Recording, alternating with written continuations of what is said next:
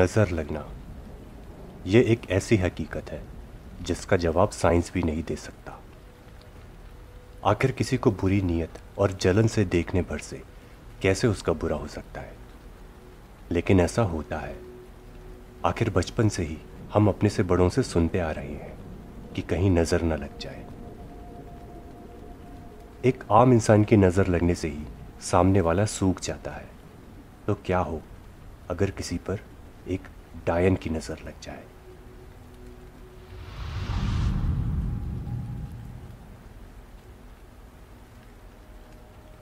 यह कहानी मध्य प्रदेश के एक गांव की है, जहां सारी दुनिया 21वीं सदी में जी रही है। ये गांव आज भी 1950 में ही अटका हुआ है। गांव के लोगों का रहन सहन, शिक्षा, कमाई और खर्चा सब इतना कम है कि अगर इनको अंबानी के पैसों के बारे में बताएं तो ये लोग मानेंगे ही नहीं, क्योंकि इनके हिसाब से दुनिया में इतने पैसे होते ही नहीं हैं। इन लोगों के भोलेपन और शिक्षा के अभाव का फ़ायदा सरकार, ज़मींदार, ठेकेदार, बिल्डर्स और पता नहीं कौन कौन उठा चुका है। ये लोग बेचारे आज तक समझ ही नहीं पाए कि इनका फ़ायदा उठाया जा रहा है। लेकिन गांव में अब कुछ बदलने वाला था। गांव का ही एक लड़का था, मोहन, बचपन से ही बहुत चंचल। बचपन में एक बार उसने अपने एक मित्र का खिलौना चुरा लिया था। यह बात पता चलने पर उसे घर में बहुत मार पड़ी थी। गुस्से में पिताजी ने उसे घर से ही निकाल दिया था। उन्होंने सोचा था शाम तक ये वापस आ जाएगा, लेकिन किस्मत से उस दिन एक ठेकेदार का ट्रक गांव आया हुआ था, गांव से सस्ता सामान शहर ले जाकर बेचने के लिए। रोता हुआ मोहन उसी के ट्रक में बैठकर छुप गया और ट्रक के साथ वो भी शहर पहुंच गया।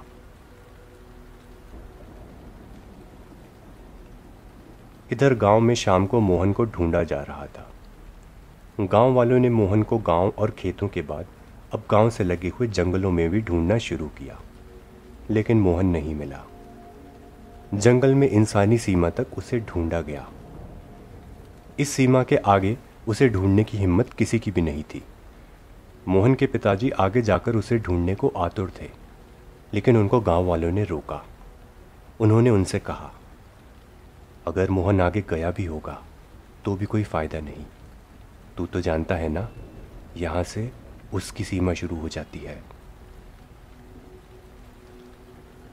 मोहन के पिताजी ये बात जानते थे, लेकिन फिर भी उनका मन कह रहा था कि कोई उनको इस बात की याद न दिलाए कि यहाँ से उसकी सीमा शुरू हो जाती है, उस डायन की। थक हार कर और इसे होने की मर्जी मानकर सारे गांव वाले उदास मन से वापस गांव आ गए।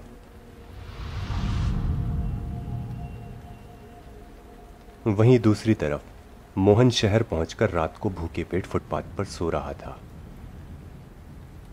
किस्मत से उसे एनजीओ वालों ने देख लिया। उसको उन्होंने फुटपाथ से उठाया और एक अनाथ आश्रम में रख छोड़ा। मोहन की पढ़ाई और परवरिश यहीं पर हुई। इस बात को हुए 15 साल से ज़्यादा हो चुके थे। मोहन अब 20 साल के पार हो चुका था। शहर में एक कंपनी के लिए वो सेल्समैन की नौकरी भी करता था। फिर भी वो अपने गांव को नहीं भूला। अब जब उसकी नौकरी लग चुकी थी तो वो समय समय पर अपने गांव जाता रहता था। जब वो पहली बार वापस गांव आया था तो उसके माँ बाप को तो विश्वास ही नहीं हुआ था। उसके माँ बाप ही क्या, बल्कि पूरे गांव को विश्वास नहीं हुआ था कि मोहन वापस आ गया है। उसको देखने के लिए और उससे मिलने के लिए पूरा का पूरा गांव इकट्ठा हो गया था। मोहन ने भी अपनी पूरी कहानी उनको बताई कि वो कैसे चुपके से शहर भाग गया, कैसे उसकी परवरिश हुई और कैसे वो पढ़ लिख कर नौकरी पर भी लग गया। उसकी कहानी सुनकर गांव वाले बहुत खुश हुए। आखिर मोहन गांव का पहला पढ़ा लिखा लड़का बन गया था। गांव वालों ने भी मोहन को बताया कि उन्होंने मोहन को कहाँ कहाँ ढूंढा था, और उन्होंने उसको ये कारण भी बताया कि उसको ढूंढना बंद क्यों कर दिया था। उनकी इस बात को सुनकर मोहन ने मन ही मन कुछ निश्चय किया।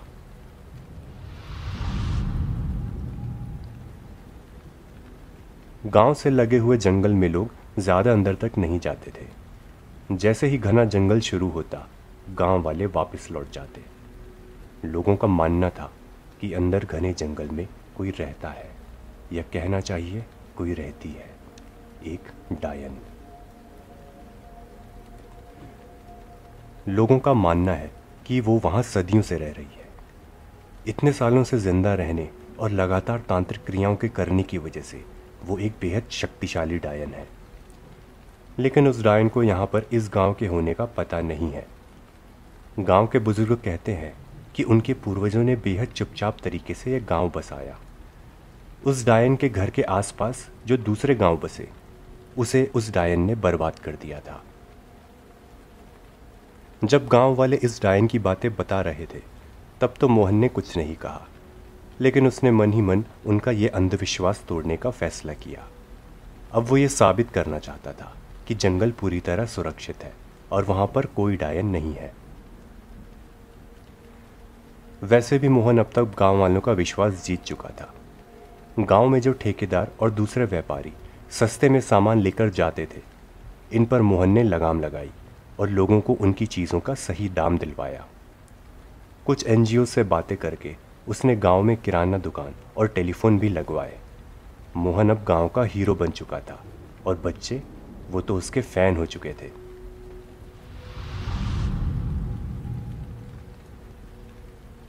गांव वालों के ऊपर अपने इसी विश्वास का फायदा उठाकर एक दोपहर को मोहन ने गांव के 3 लड़कों से कहा, ए भोला, विक्रम और हाँ हीरा, तू भी इधर सुन।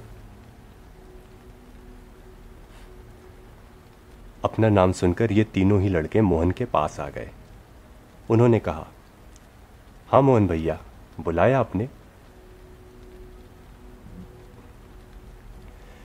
मोहन ने उनको जवाब दिया, हाँ हाँ, एक चीज़ दिखाता हूँ, लेकिन पहले ही बता दूँ कि अगर गांव में किसी और को बताया तो तुम तीनों का बहुत बुरा हाल करूँगा। शहर में पुलिस से पहचान है मेरी। अगर मुझे पता चला कि तुमने अपना मुंह खोला है तो मैं तुम तीनों को अंदर करवा दूंगा।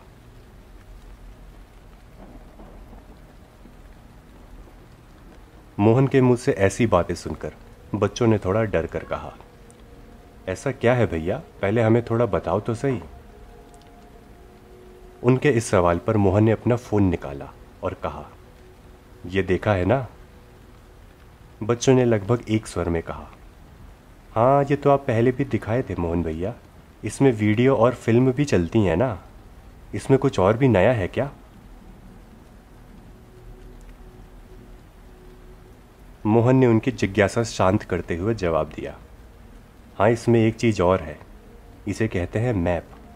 ये तुम्हारे आसपास का सारा इलाका दिखाता है कि कहाँ पर क्या क्या है। बच्चों के लिए फ़ोन में गूगल मैप नई चीज़ थी, इसीलिए वो उत्सुकता से फ़ोन को देखने लगे। मोहन आगे कहता गया, कल रात को मैं इसमें देख रहा था कि यहाँ गांव के आसपास क्या क्या है। इसमें दिख रहा है कि हमारे गांव के पास में एक नदी है और नदी के साथ एक झरना भी है।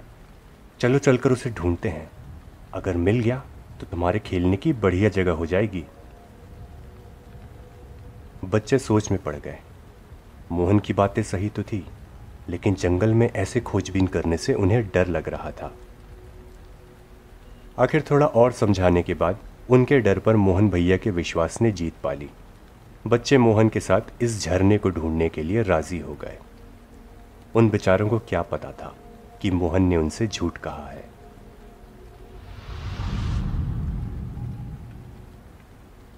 ये चारों ही लोग अब जंगल में चले जा रहे थे। मोहन को पता था कि इस तथाकथित डायन की सीमा किस तरफ है। बच्चे खुश थे कि वो एडवेंचर पर आए हैं, मोहन के असली मकसद से बेखबर। चलते चलते अब वो चारों घने जंगल के करीब आ रहे थे। तीनों बच्चों को हल्की हल्की शंका होने लगी कि आखिर हम जा कहाँ रहे हैं।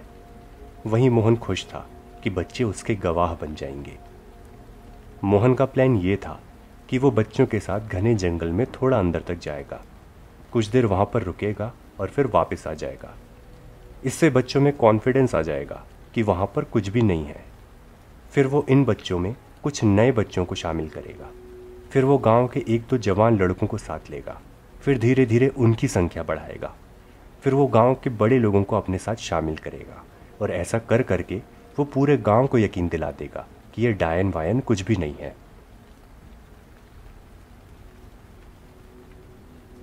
ज़रा सी देर और चलने के बाद अब बच्चों को समझ में आ गया था कि झरने की तलाश में वो किस दिशा की ओर जा रहे हैं।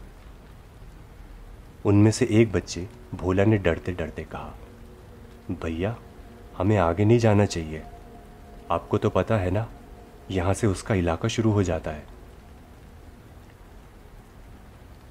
मोहन ने बिना उसकी तरफ देखे ही जवाब दिया, हाँ हाँ मालूम है, मैं थोड़े कह रहा हूँ कि पूरा अंदर जाना है। बस थोड़ी ही दूर पर है ये झरना, अगर ज़्यादा अंदर लगेगा ना तो हम वापस आ जाएंगे, ये तो ठीक है ना। डरते हुए बच्चों ने हामी भर दी। बातों ही बातों में उन्होंने घने जंगल की सीमा में कदम रख लिया। यहाँ से उस कहानियों वाली डायन की सीमा शुरू होती थी। यह इलाका सच में अलग था। अलग अलग तरह के पेड़ पौधे, फूल और फल दिख रहे थे। ऐसी वनस्पतियां गांव के पास वाले जंगल में नहीं दिखती थी। मोहन खुश था कि आज कम से कम 3 बच्चों को वो अपने कॉन्फिडेंस में ले लेगा, लेकिन वहीं बच्चे शंकित थे, कहीं मोहन भैया की बातों में आकर उन्होंने गलती तो नहीं कर दी। वो चारों घने जंगल के थोड़ा और अंदर गए होंगे कि अचानक से मोहन ठिठक कर रुक गया और उसने बच्चों को भी रुकने का इशारा किया। बच्चे डर गए। ऐसे क्यों रोका होगा मोहन भैया ने? मोहन अपने साथ बाइनोक्यूलर्स लाया था। वो उनको आंखों पर लगाकर आगे देखने लगा। आगे कुछ दूरी पर एक टूटा फूटा सा मकान दिख रहा था। उस मकान की हालत जर्जर हो चुकी थी। शायद उसकी छत थी ही नहीं, दीवारें भी टूटी फूटी सी थी। उसे देखकर ऐसा लग रहा था कि शायद किसी जमाने में यह किसी पुराने गांव का हिस्सा रहा होगा। मोहन दूर से ही उस मकान का जायजा ले रहा था। उसका ख्याल था कि ऐसी खाली मकानों पर अक्सर जानवर डेरा जमा लेते हैं, इसीलिए वो थोड़ी देर वहीं दूर से खड़े होकर पक्का करना चाहता था। अचानक से उसे लगा कि मकान की खिड़की में कुछ हलचल हुई। हो सकता है कि यह कोई पक्षी हो, लेकिन यह भी हो सकता है कि यह कोई खतरनाक जानवर हो। बच्चों के साथ मोहन ने जोखिम लेना सही नहीं समझा। उसने तीनों से कहा कि चलो अब वापस चलते हैं, झरना फिर कभी ढूंढेंगे। बच्चों की भी जान में जान आई और वो खुशी खुशी वापस चल दिए। ठीक इसी समय वहां उस मकान की खिड़की से कोई इन बच्चों को देख रहा था। बच्चों की ओर देखते हुए उसके मुंह से हल्के से हंसने की आवाज आ रही थी और साथ ही साथ बच्चों को देखकर उसके मुंह से लार भी टपक रही थी। उस रात को मोहन का दिमाग आगे का प्लान कर रहा था। बच्चों के साथ और अंदर जाना खतरनाक हो सकता है, इसलिए उसने प्लान में बदलाव किया और अगली बार एक जवान लड़के को भी साथ में ले जाने का फैसला किया। साथ में उसने ये भी सोचा कि शहर से वो एक बंदूक भी ले आएगा, पर उम्मीद करो कि उस बंदूक को चलाने की नौबत ना ही आए।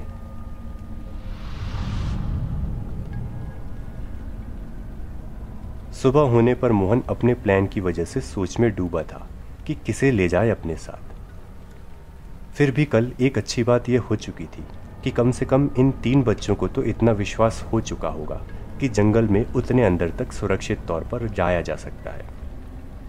मोहन इन्हीं सब सोच में उलझा हुआ था कि उसी समय उसको गांव में कुछ हल्ला सुनाई दिया। ये आवाज़ भोला के घर से आ रही थी। गांव के लोग भोला के घर में दौड़ते हुए दिख रहे थे। मोहन भी दौड़कर वहां अंदर गया। उसने देखा भोला बिस्तर पर लेटा हुआ कांप रहा था।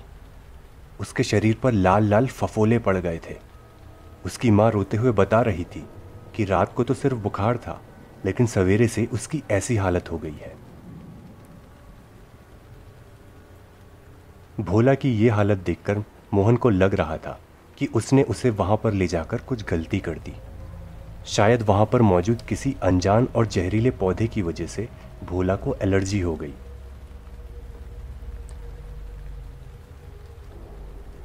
मोहन ने गांव वालों से सुन रखा था कि गांव में अक्सर एनजीओ की तरफ से एक डॉक्टर आती है डॉक्टर मधु नाम है उनका। मोहन ने जल्दी से गांव के एक आदमी से कहा, आप जल्दी से जाओ और डॉक्टर मधु को फ़ोन करो, शायद इसको कुछ एलर्जी हो गई है। उस गांव वाले को एलर्जी का मतलब तो समझ में नहीं आया, लेकिन वो इतना समझ गया कि डॉक्टर मैडम को बुलाना है। वो भागता हुआ गांव के किराना दुकान पर गया। वहां पर एक फ़ोन था जिसका इस्तेमाल ऐसी ही स्थितियों के लिए होता था। गांव में हो रही इस पूरी घटना पर कोई दूर से नज़र रखे हुआ था। उसके मुंह से फिर से उसी तरह की हंसी निकली और फिर वो एक तरफ गजब की तेजी से चल दी।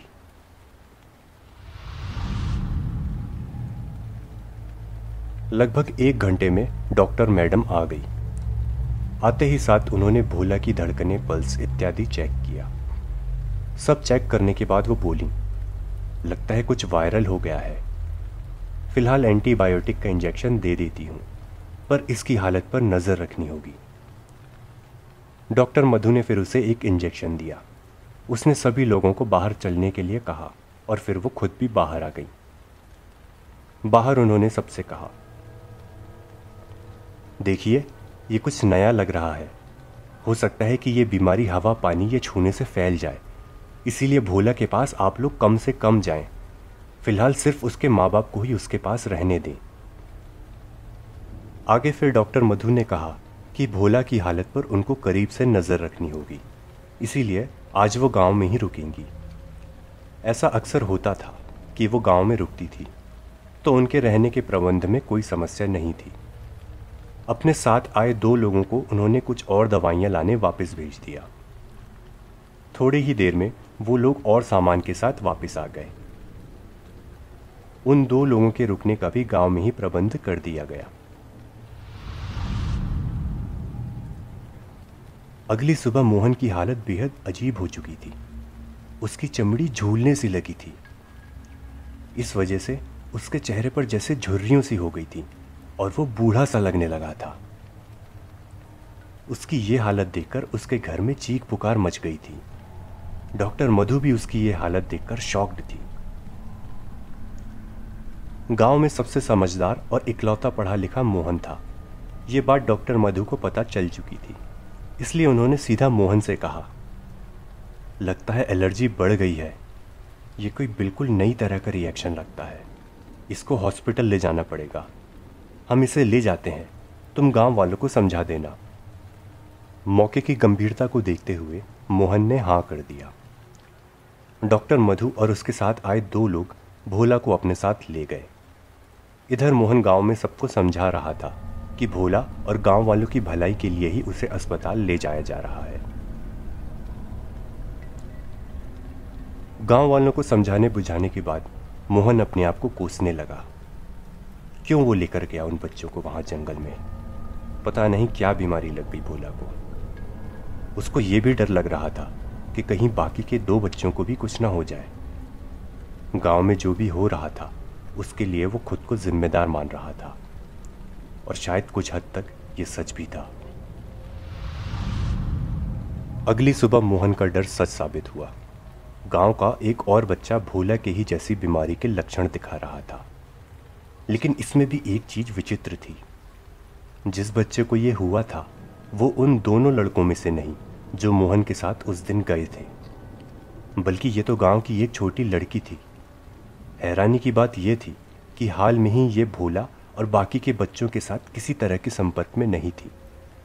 इसके तो माँ बाप भी उस दिन भोला के घर सुबह सुबह नहीं आए थे, तो अगर वो बीमारी फैलने वाली होती तो इसको कैसे लग गई?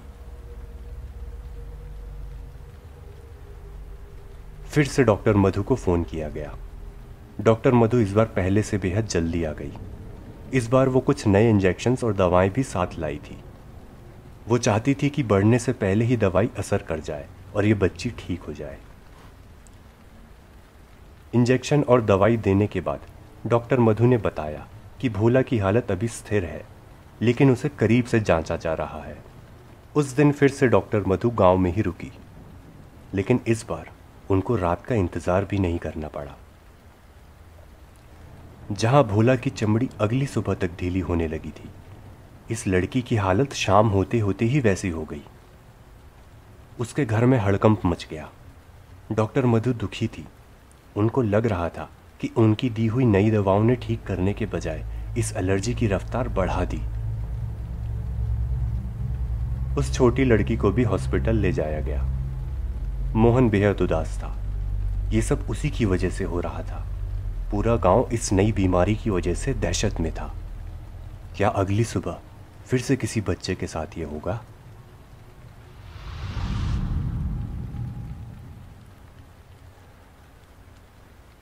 लोगों का सोचना सही साबित हुआ।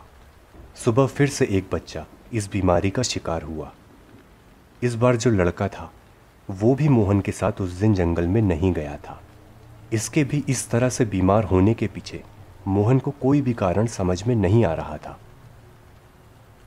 पिछले 2 दिन की ही तरह गांव का एक आदमी डॉक्टर मधु को फोन करने भागा, लेकिन आज उसे दूसरे लोगों ने बीच में ही रोक लिया।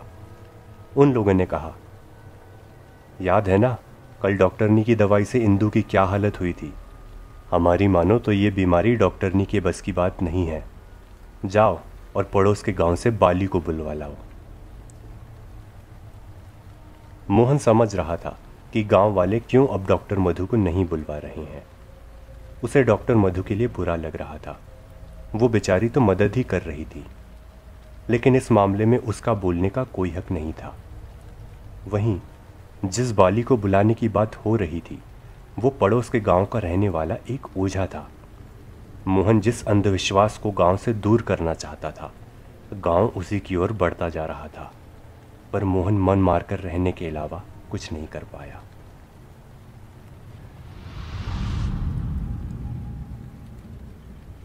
लगभग 1 घंटे के बाद बाली उनके गांव में आ गया।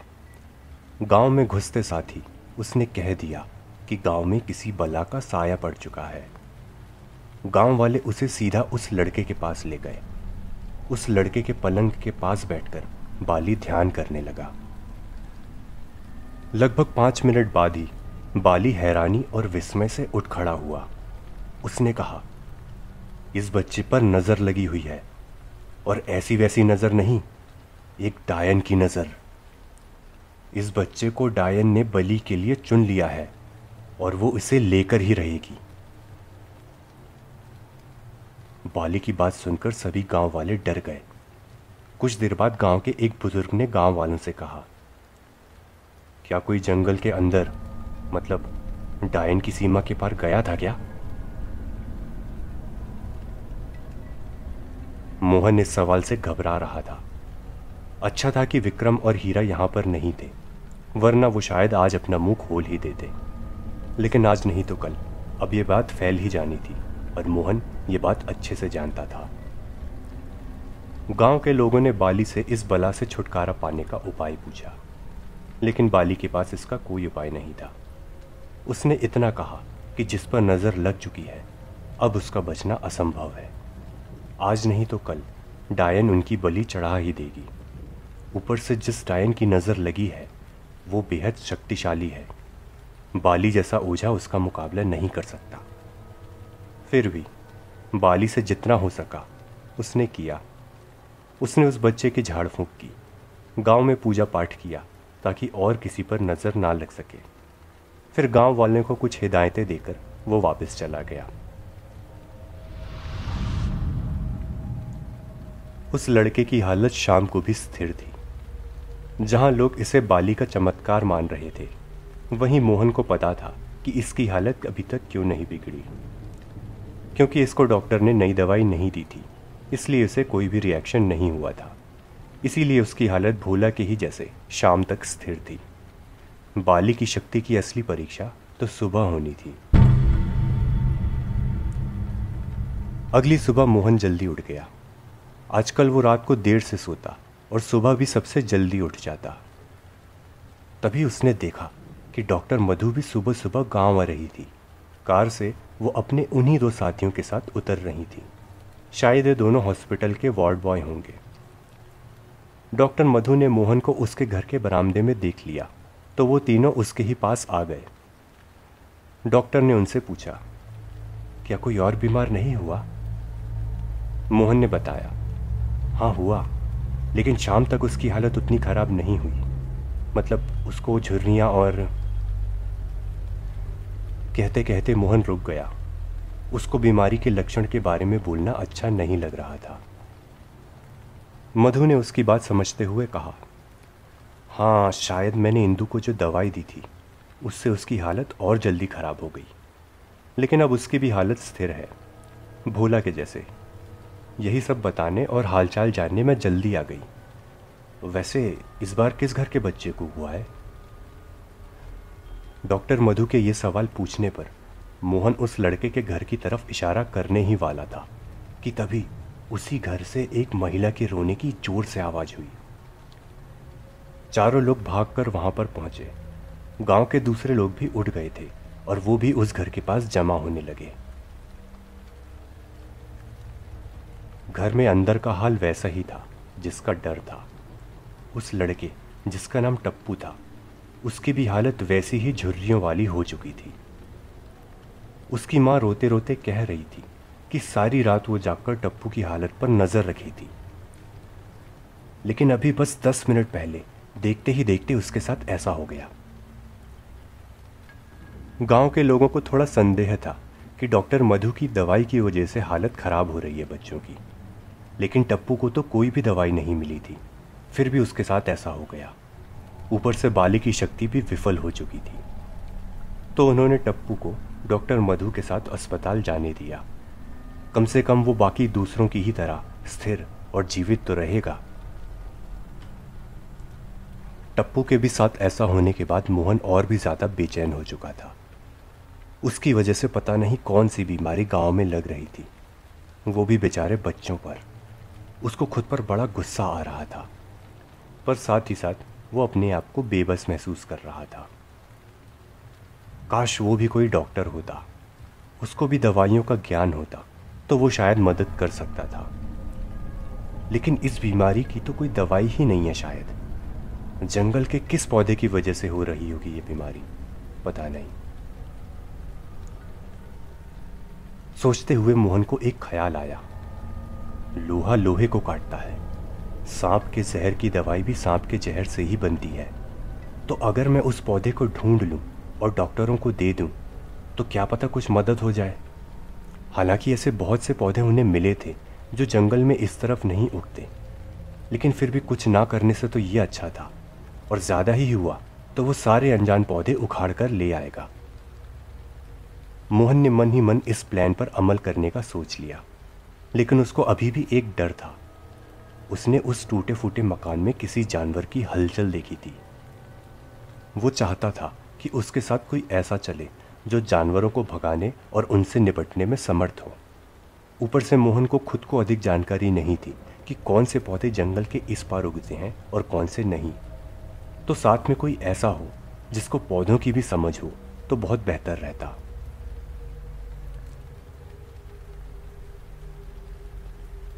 घूम फिरकर मोहन अपने उसी प्लान में आ गया जो वो दूसरी बार जंगल में अंदर जाने पर बना रहा था। तब भी उसे किसी ऐसे की ही तलाश थी, पर उतने में ये रहस्यमयी बीमारी हो गई तो वो आगे का सोच नहीं पाया।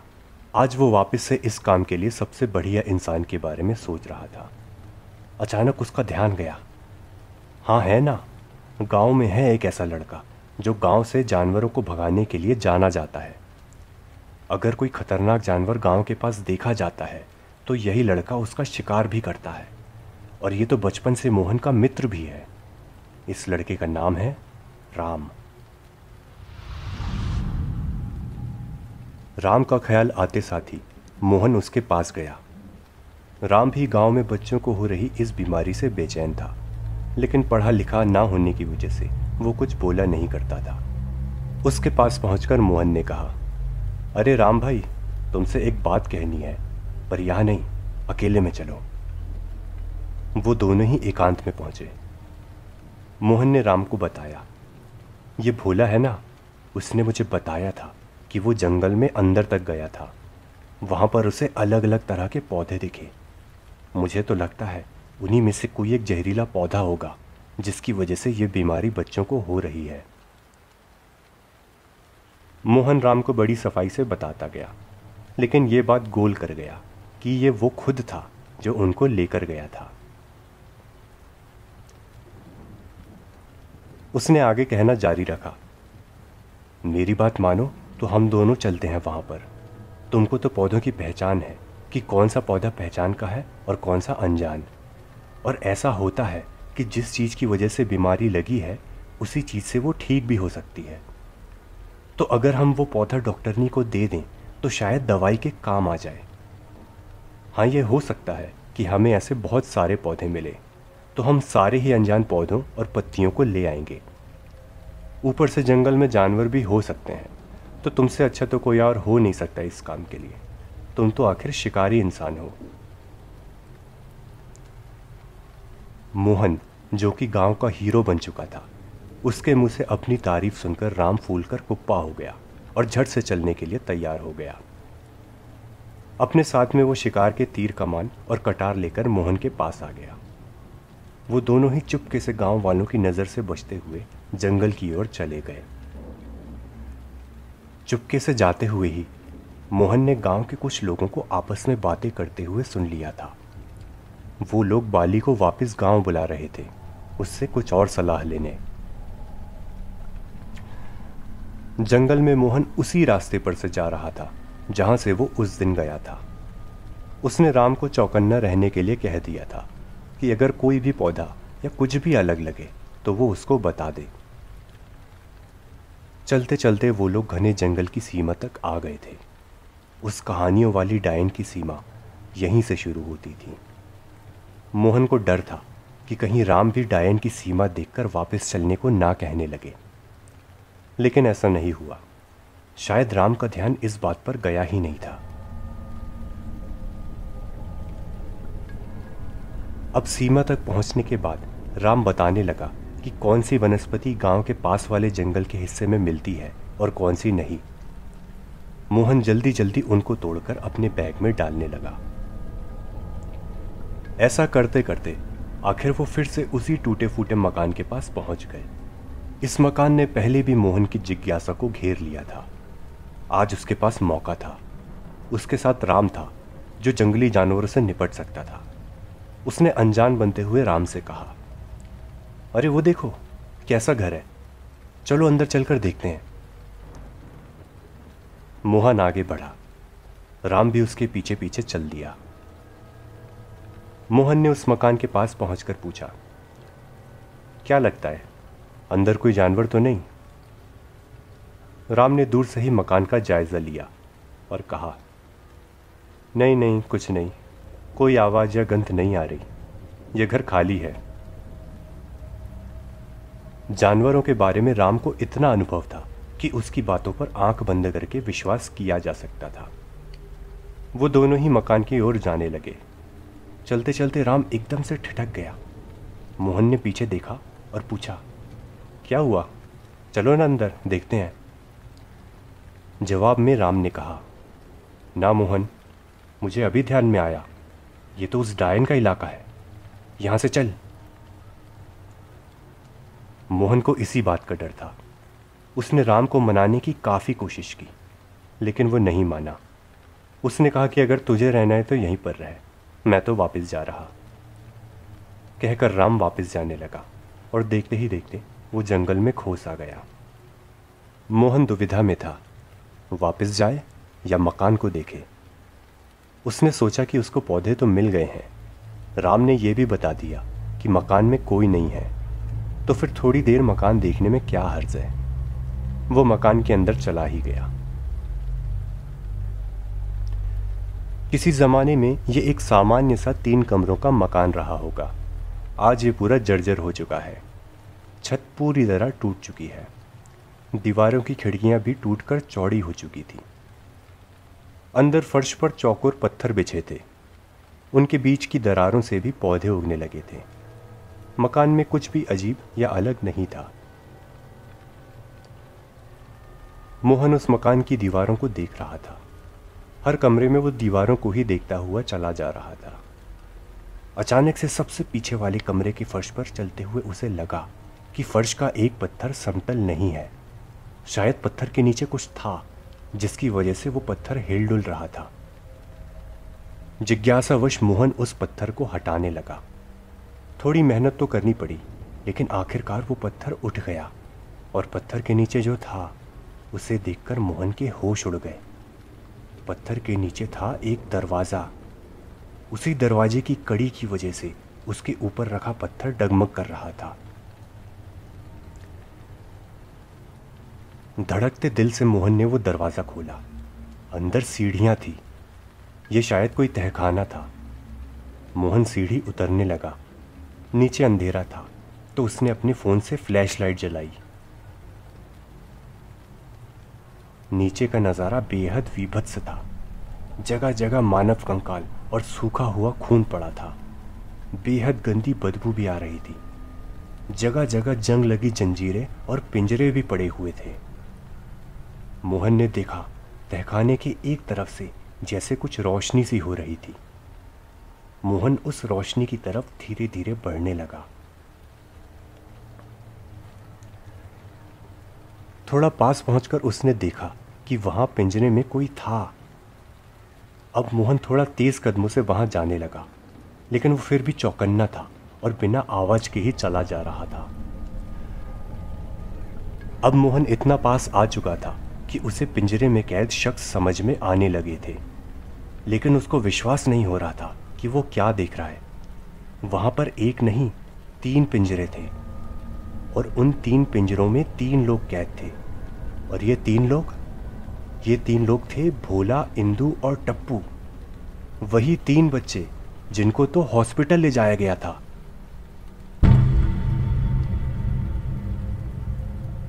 एक बार में इतनी सारी जानकारी मोहन के दिमाग के लिए पचा पाना मुश्किल हो रहा था। इनको तो हॉस्पिटल ले जाया गया था, फिर ये यहाँ पर कैसे आ गए? आज सुबह तक तो डॉक्टर मधु बोल रही थी कि ये स्थिर हालत में है, फिर ये यहाँ कैसे? क्या कोई अभी लाया इन्हें? क्या डॉक्टर मधु ही इन्हें यहाँ पर ले आई? सोचता हुआ मोहन डॉक्टर मधु को फ़ोन लगाने को हुआ। मोहन के फ़ोन का फ्लैश अभी भी चल रहा था। उसके फ़ोन वाले हाथ हिलाने से फ्लैश का उजाला एक तरफ हुआ। यहाँ पर भी कुछ पिंजरे रखे हुए थे, लेकिन ये उजाले में नहीं थे तो अंदर का नहीं दिख रहा था। लेकिन अब फ्लैश का उजाला उस तरफ होने से मोहन का ध्यान गया कि वहाँ पर एक और पिंजरा है जिसमें कोई कैद है। पास जाकर देखने पर मोहन को एक और, लेकिन अब तक का सबसे बड़ा झटका लगा। पिंजरे में एक महिला कैद थी और ये कोई और नहीं, खुद डॉक्टर मधु थी। मोहन को अब कुछ भी समझ में नहीं आ रहा था। डॉक्टर मधु यहाँ पर कैसे? क्या किसी ने इनको भी आज बच्चों के साथ यहाँ पर कैद कर लिया? लेकिन फिर मोहन का ध्यान डॉक्टर मधु के कपड़ों पर गया। उसे याद आया कि ये तो वो कपड़े हैं जो डॉक्टर मधु ने इस बीमारी के पहले केस के समय गांव आने पर पहने थे, यानी 3 दिन पहले। तो क्या 3 दिन से डॉक्टर मधु यहीं पर बंद है? पिंजरे में मौजूद चारों लोग बेहोश थे। मोहन का दिमाग एक साथ कई सवालों में उलझा हुआ था। उसको पता भी नहीं चला कि कोई चुपचाप से उसके पीछे आ चुका है। और फिर मोहन को सुनाई दी एक दबी हुई डरावनी हंसी। ये वही हंसी थी जो उस शख्स ने की थी जब उसने इसी मकान की खिड़की से बच्चों को पहली बार देखा था। मोहन ने एक झटके से पीछे देखा। पीछे भी डॉक्टर मधु ही थी, एक और डॉक्टर मधु, लेकिन इसका चेहरा हैवानियत से भरा हुआ था। मोहन को समझते देर नहीं लगी कि जो सामने है वो असली डॉक्टर मधु हो ही नहीं सकती। और फिर मोहन के देखते ही देखते उस नकली डॉक्टर मधु का चेहरा बदलने लगा। उसकी उंगलियां और नाखून लंबे होने लगे और उसका कुबड़ निकलने लगा।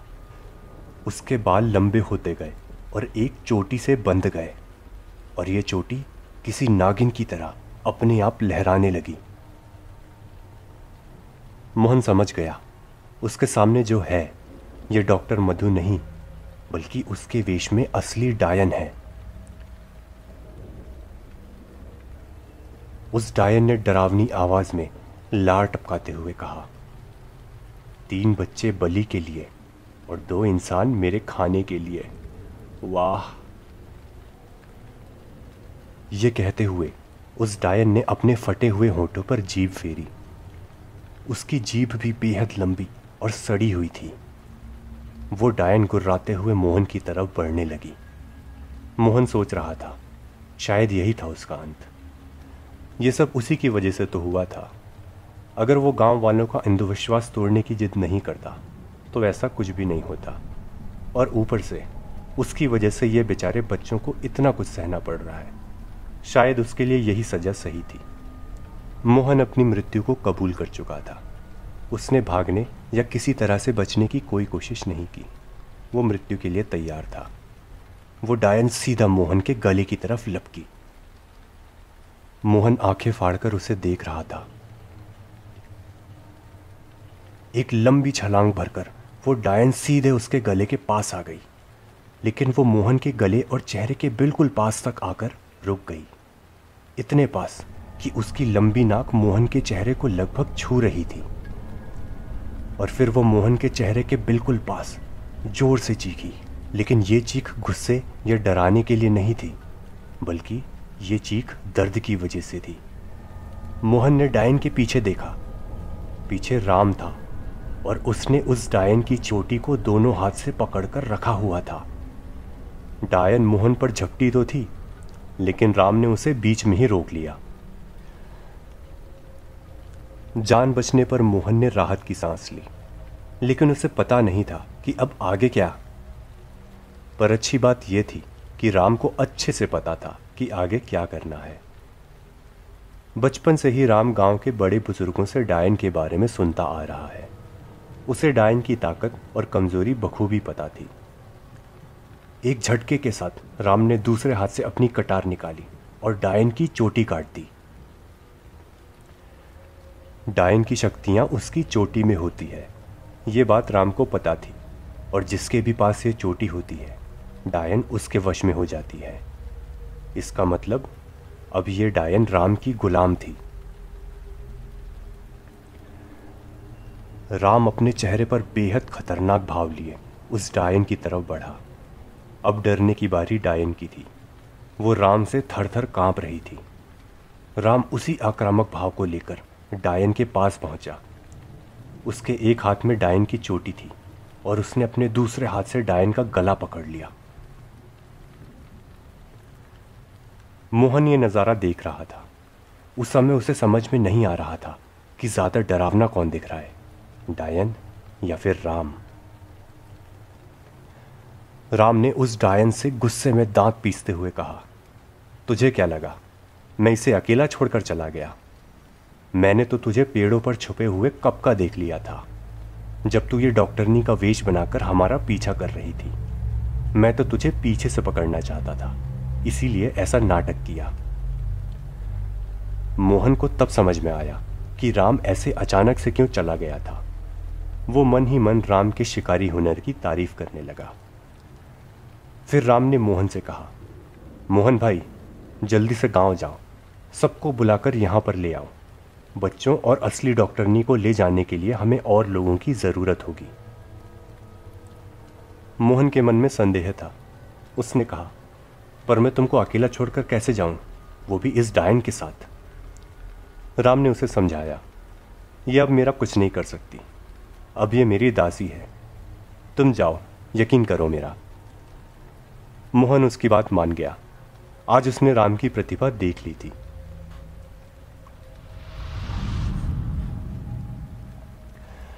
वो दौड़ता हुआ सीधा गांव तक पहुंचा।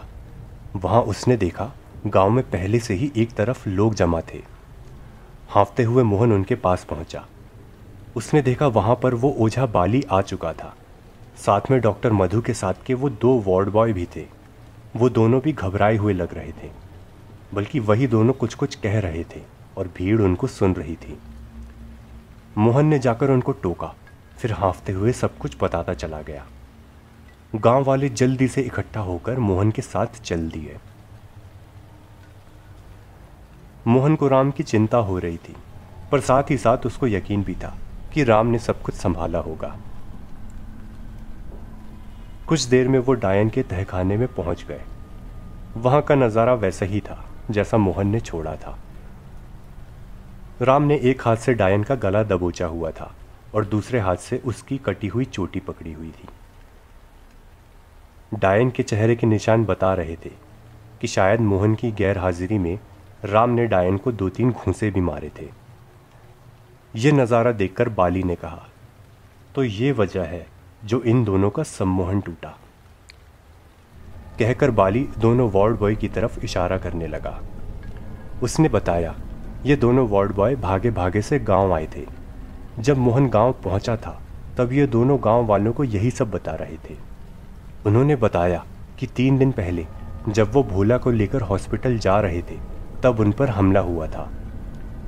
जो आखिरी चीज़ उनको याद थी वो है इस डायन का चेहरा। उसके बाद जैसे आज वो दोनों नींद से जागे हैं। जाहिर था कि डायन ने दोनों को सम्मोहित कर लिया था। असली डॉक्टर मधु को यहाँ पर बंदी बना लिया और खुद उनकी जगह ले ली। आज जब डायन की चोटी काट दी गई तब उसका सम्मोहन टूटा।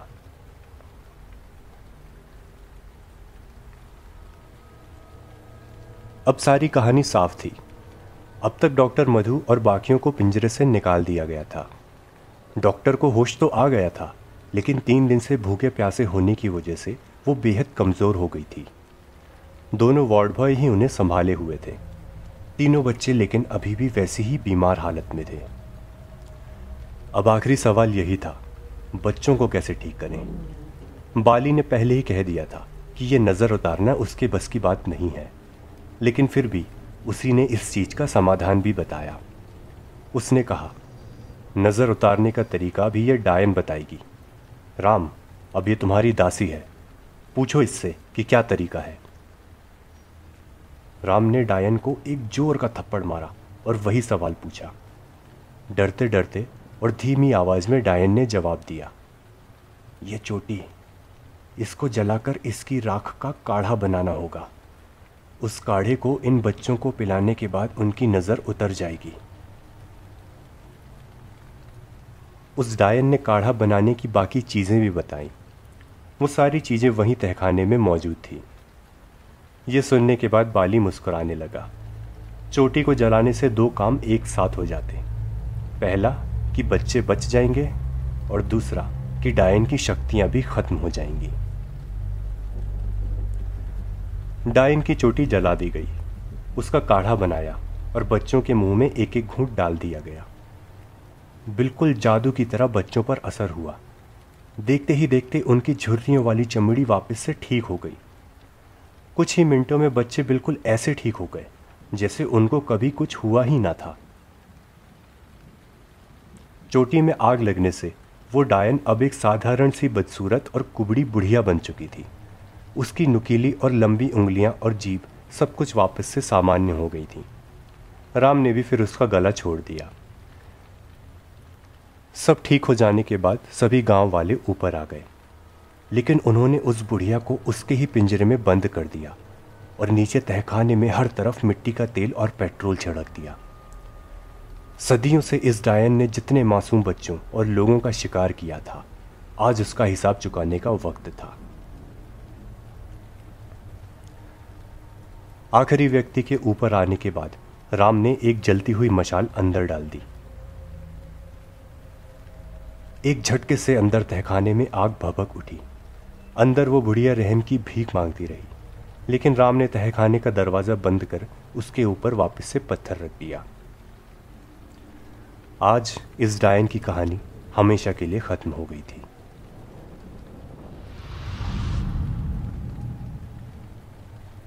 गांव में आज रात उत्सव का सब माहौल था। सारे बच्चे सही सलामत वापस आ चुके थे। डॉक्टर मधु ने भी दिन में अच्छे से खाना पीना करके आराम कर लिया था, इसीलिए वो भी काफ़ी हद तक ठीक हो चुकी थी। मोहन ने आज सबके लिए पिज्ज़ा मंगवाए थे, जहां गांव के बच्चों को ये बेहद पसंद आ रहा था। वहीं बुजुर्गों को समझ में ही नहीं आ रहा था कि इसे खाएं कैसे। भोला और बाकी के दोनों बच्चों पर मोहन ज़्यादा ही मेहरबान था। आखिर उसी की वजह से भोला मरते मरते बचा था। उसने भोला से डील कर ली कि अगर वो गांव में किसी को कुछ नहीं कहेगा तो वो शहर से उसके लिए हर बार नई चीज़ें और कपड़े लाया करेगा। भोला तो ठहरा भोला, वो मान गया। बाली ओझा भी आज उत्सव में था।